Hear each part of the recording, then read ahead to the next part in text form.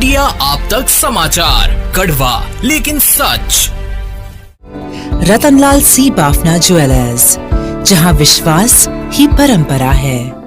कालपासनं मला संध्याकाळी मला माहीत पडलेलं आहे की असं काही व्हिडिओ व्हायरल होतोय आणि ज्या तिथल्याच उपस्थितीपैकी कोणीतरी हा व्हिडिओ व्हायरल केला आहे अशी पण माझ्या कानावर बातमी आहे। आणि ह्या संदर्भात नक्कीच मी आमच्या वरिष्ठांशी सुद्धा बोललेली आहे। मला असं वाटतं ही गोष्ट ही मागच्या 8 दिवस आधीची आहे। आता त्याच्यामध्ये काही तथ्य नाही आहे।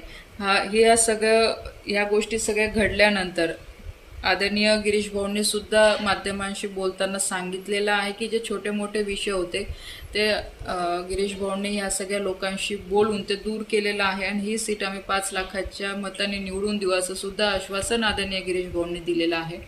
विषय हा आहे की जेव्हा आदरणीय गिरीश भाऊ त्या बैठकीमध्ये उपस्थित आहे, म्हणजे कोर कमिटीचीच बैठक म्हणा, मंगेश दादा असतील, राजू मामा असतील, स्मिताताई एमी आहे, विजूभाऊ चौधरी, एवढे सगळे वरिष्ठ बसलेले आणि जेव्हा एखादे कार्यकर्ते तक्रार करतात, स्वाभाविक येतात तक्रार असतेच।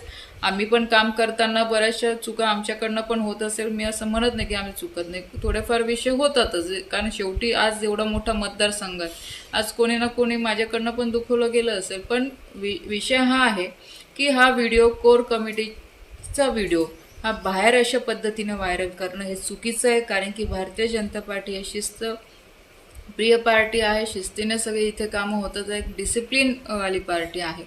तर मला असं वाटतं की पक्ष ह्या सगळ्या गोष्टींची दखल घेईल आणि जो कोणी हे सगळं विषय त्यांनी बाहेर आणलेला आहे त्या संदर्भात पक्ष त्यांना विचारणा करेलच।